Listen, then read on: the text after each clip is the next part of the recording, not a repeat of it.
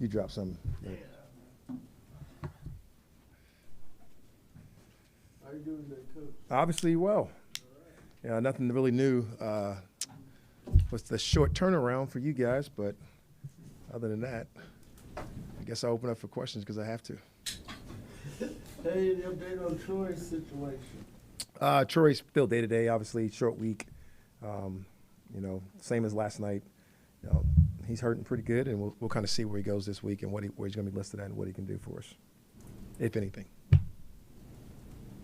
Coach, is yesterday one of those games where it's great, we get out of here without an offensive scoring a touchdown or win a game, or is it more concern moving forward with what the offense is doing? No, it's a three-phase game, the way I look at it at all times. You get a chance to go out there and score on defense. You get a chance to score on special teams. You are throwing a pool party in your head. You move the football well in the second half and do some different things with running with Tyler Algier coming in there. Get a couple passing yards going in there in the offense, and you continue to get better with your quarterback. And have we reached our peak of where you want to play and how you can be best? No. But I think that's a part of what the season is. I think that's a part of steady improvement, steady growth. And I love that about our football team. I think we know that. I think they know that. And I think we're really comfortable being able to go out there and win football games how we can.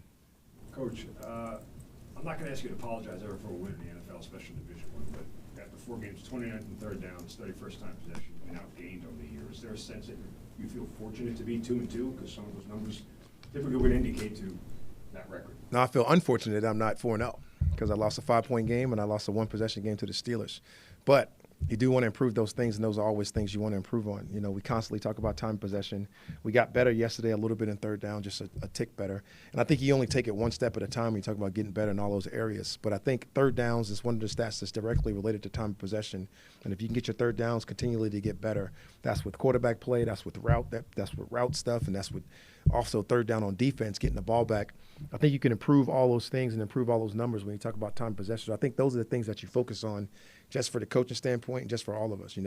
We have a game on Thursday, get a little mini bye, get a chance to get better at that stuff, be able to reevaluate, do some different things, find out what we really do well, and try to get a chance to get people better. I understand the game within the game sometimes dictates things, but it's the third down thing seems perplexing just because you're 8th in the league in yards per play and 8th in the league in yards per completion, which would indicate that you're leaving yourself in manageable a lot. Which makes it a lot easier to have a higher percentage, but that's not happening. I feel like we've gone down a field, and if you really dive deep into it, which we have, I think you see a lot of the third downs come up in the red zone. So it could be a little bit of a red zone woe as well. So, you want to get some things down there with your third down red zone because it's different from out in the field than when you talk about in the red zone. So we got to be able to find out all those things. You got to be able to punch holes in all those things. And I know we have the people upstairs and the people in this building that's going to get that done and be able to look at it and get some of those things better for us. How valuable is it for the team to be playing tight games like this early in the year? I mean, you're going down the last possessions every game so far. Yeah, I don't know. I just think I just feel like since I've been in the National Football League, it's been that way.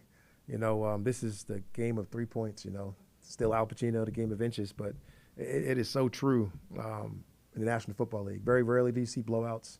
Very rarely do you see 2-score games, and in this league is no different. You get a couple every week, but, man, these things happen like that a lot. And when you go out there and you have a plan and the guys go out there and execute and you get a chance to win, we play some very tough opponents. We play some very tough teams.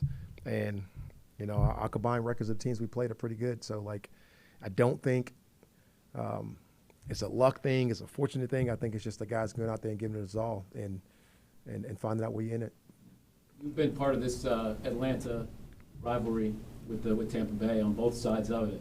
It doesn't get national play like a lot of rivalries, but how big of a rivalry has it been over the years? I think it's just the South. I think the Saints, I think Carolina, I think Tampa, I think it's all been had some form of a rivalry. I believe there was a time there where there wasn't a repeat division champion for a while there. It kind of bounced all around.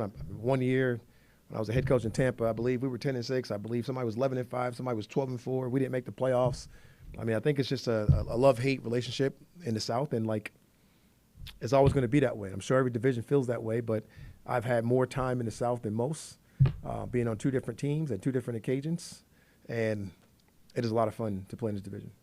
Coach, you've had, not including kneel downs at the end of the half of the game, 34 drives, 12 punts and 9 field goals. That's 61% that resulted in 0 or 3 points. At a measuring stick of 4 games, obviously you're not satisfied with that, but can you look at that and go, there's a way to make that better? There's a way to get that the scoring up and the punt percentage, field goal percentage down? That kind of goes back to the same thing we just talked about, right? It's like, hey, you want to limit the amount of times you want to end with a kick, regardless. Whether you're kicking an extra point, you're kicking a field goal, or you're punting, right? You don't turn the ball over. So you can look at that and say that's somewhat of a good thing, right? But you do want to get down the field and you want to score touchdowns. When you get down the field and score touchdowns, that's how you get to the point where you're not playing in so many one-possession games or one-possession halves or one-possessions, period, right? So, but you got to figure out how to win those games also, and we got to figure out how to get into those kind of games and win those ones as well. So, like, that's definitely something that you can look into. With Baker, sort of reincarnated, reinvented. He's got a 70% completion percentage this year, but he also has the lowest average depth of target in the NFL through 4 games. It means the ball's coming out quickly. It means it's hard to get a pass rush. Do you defend that differently than you normally would for a guy who, may throw the ball down the field more, may take longer shots down the field? I got so much respect for Baker from when we got him in L.A., and he got a chance to come out there and really revitalize what he had lost a little bit. And we got a chance to see the energy and the passion that he plays with. And I think Baker's going to do whatever it takes to try to win that football game. And right now, he's found a nice formula of getting the ball out of his hands, keeping the completions up. He got some really good wideouts that he can get the ball to that can catch and run. And that's just a little bit of formula they're going with. Also some backs out there. So, like, if you can find a way to take away some of those things and kind of force some of the bad issues or the bad habits that you can possibly have, I think that's what you want to do to try to go out there and defend Baker. So, like, without actually talking about all-around game plan, you got to be able to go out there and take away what he's been given so far and try to make it a little bit hard on him. They don't run the ball well at all. It's you obviously can't forget about it, but does it change your philosophy a little bit with a team that has had so little success before games running the football? It doesn't, because they looking at us like we don't stop the run as well either. So, like, they have a chance to go out there and run the football, and we got to go out there and stop it to make them pass it. They played a bunch of teams that's probably forced them to run the football. They tried to run the football and couldn't, had to force them to pass. And they went out there and done that well. Like I said, they got 3 really good wideouts, probably 4 now, since they got one go down the other day. You got a chance to see them go on there. And then the backs both catch the ball well. And they got one back that's in there that's pretty new, and he can do some special things when he gets the ball in his hand. So, and their back last year had a lot of success. So, like, we got to go out there and stop these guys for what they're going to try to do that day against us on Thursday. Coach, talking about stopping the run, as injuries are kind of creeping up a little bit at the linebacker position specifically, how do you weigh, when you're looking at all the options, keeping the players focused on stopping the run or doing something schematic as a change there? It's always all about us. So it's a little bit of both when it comes to that. It's like focusing on stop the run, keeping the players, what they doing what the players do well. So it's a little bit of both. It's kind of the theme of the week, what you need to do that week. So it's nothing really, it's no rocket science behind that. Like I got a lot of faith in the players. I got a lot of faith in the guys that back up guys. Got a lot of faith in the guys that's going out there. And like I said, in the second half yesterday, I really like what I saw when it came to stopping the run and really tightening the screws, so to speak. And there wasn't a lot extra done to help them do that. They just did it. And offensively, talking about kind of moving the ball, when you went back to review the game from yesterday, was it penalties? Is that what you kind of identified were the reasons some of those drives? We had, the one touchdown, obviously taken back with the penalty. We've had a couple snap infractions on the 4th and 1, 2 of those ones. And the hands to the face was another drive killer that forced a punt, I believe, or a long field goal. I can't remember which one. But, when you have penalties, that's always going to hurt you. And yesterday we had a little bit more uncharacteristic than we've been having. So yesterday was probably a little bit more because of or the reason that some of those drives got stalled out. Was that a play you sent to the league on the holding on Jake on the touchdown for them to review? No. Seemed pretty ticky-tacky, or at least from the average fan's perspective. Yeah, that wouldn't be one. I mean, that's a question. I mean, that's a call that, that's on a judgment of the official, and there's no need to send it in because I don't think his judgment's going to change. Theme during the throughout the 9 penalties. No theme. I mean, the only theme was the 2 snap infractions. I guess you can talk about, but. Coach, you played yesterday with backup tackle and guard. How do you feel like those guys did yesterday? I told you going in, I was really confident in those guys' ability to go out there and play, and nothing has changed. Newser did an excellent job of controlling the things we had to control. Had the 2 snap infractions because he moved the ball a little differently than probably what was shown on tape, being a new center, and that is what it is. Storm played a really really well played game. You know, he got beat one time on a pass rush, and I believe he got the ball off. But you know, Storm played really well. I was really fired up watching those guys go out there and play and compete, and I knew they would. I had a lot of confidence in them going into it. Was it the left-handed issue? Because on the last one, we just saw the defensive end take off. You didn't see the ball move, or you're trying to watch the replay to see if it was a flinch or anything. I got to get some better clarity for you, Led. To be honest on that, you know, like you move it early. I don't know. I got to go look at it. I mean, that's something that we still working through. I got to ask some questions. Those are something that I sent in so I can get some clarity on that. Always after 4 games, naturally just use it as a post marker for evaluation. That used to be the deal. We used to know, season used to go in quarters. Well, to that same logic, it's like when you start to evaluate, the team where it is, particularly on the offensive side of the ball, because the production hasn't been there given, what some of the expectations were. But, do you look at it holistically, or are you just still focusing game to game in what's going on? Because not every game is the same, obviously. I think you got to do a little bit of both. You got to focus from game to game because you got to figure out what works best for you this week. But at the same time, you want to be able to look big picture and try to figure out, what you can do better. And I think we got such conscientious guys; they do that on their own a little bit. We don't have like a bunch of rookies where you got to teach that to. We got a bunch of guys that are conscientious and know they can go out there and find out what they need to do to get better, and then we got to go out there and fix it. So I think, part of the problem is identifying it. You do a nice job of that. You got some good stats, guys. But identifying some of the problems and then going out there and being able to fix them.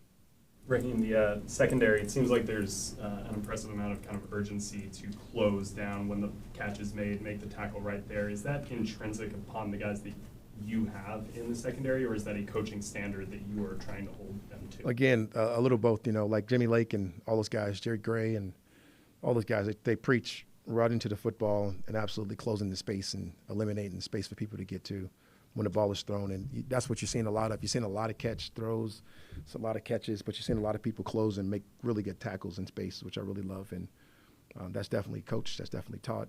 We teach shoot awareness all the time. And those guys on defense doing a great job of really demanding it. You see very few things in space that really give you a lot of problems. And that was a very good space play yesterday when you talk about Alvin Kamara and those 2 wideouts. So that was very impressive to watch him tackle that way.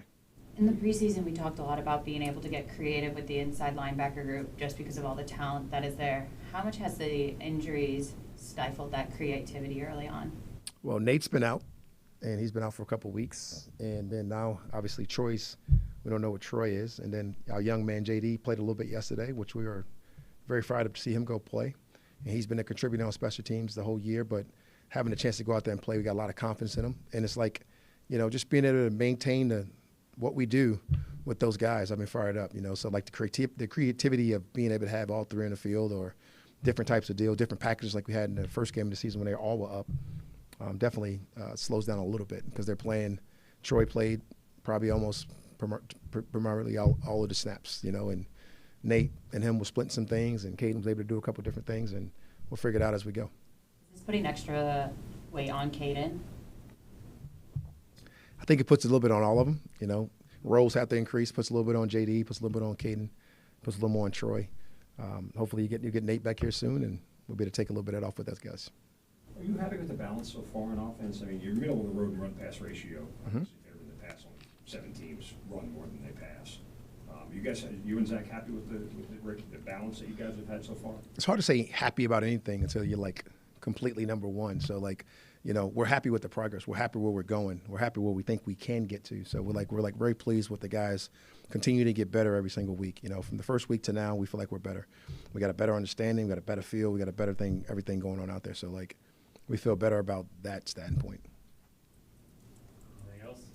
Yeah, Coach, on the Bucks defensively, is David kind of the glue that kind of holds that crew together? I know Winfield's out. I know he's a big part of that. He's still a part of the glue. Todd Bowles obviously the main part of that glue. He's been calling it and coaching it for a long time. But Levante David is one of the players that's just playing forever and playing at a very high level. Vita Vea, when you talk about him coming back, definitely is a huge impact for those guys and what he's able to do. They got a lot of young players that's really bought in, whether it be Clancy or whether it be Yaya, or whether you talk about Tryon on the other side and some of those kind of guys. It's been It's been a lot of fun watching all those guys play. Dean and all those guys. McCullum's really grown into a really good player at the other corner position. So that defense is kind of like reforming itself and really playing close to the standard that probably Todd wants them to play. And they're getting better too, so they're fun to watch. Always have been. I always studied from Todd.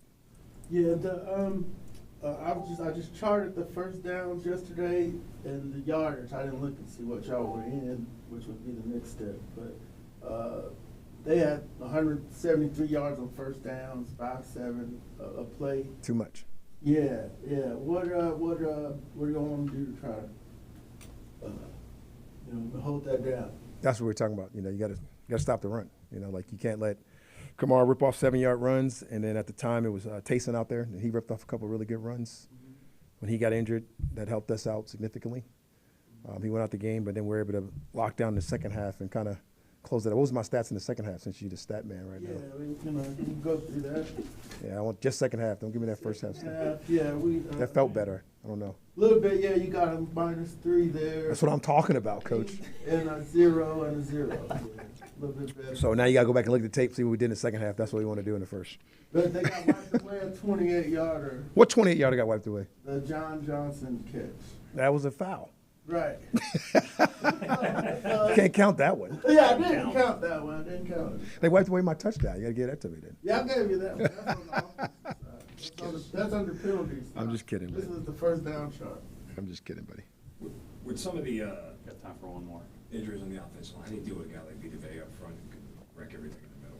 I mean, Vita Vea, dealing with him, it wouldn't matter if he had injuries or not. He's a problem, right? So you got to be able to. We've seen T.J. Watt, we've seen Chris Jones, we've seen that alien and Eagles, Carter. I mean, every week there's going to be somebody that comes in that's just a problem, and it was no different yesterday with Granderson and some of those guys, and obviously Cam. But now here comes Vita, and he's back off injury, probably fresh legs, and he's ready to go. So we got to get ready to go form a plan for him. Thanks, Al. All right, All right, guys. All right. You want to go out the side?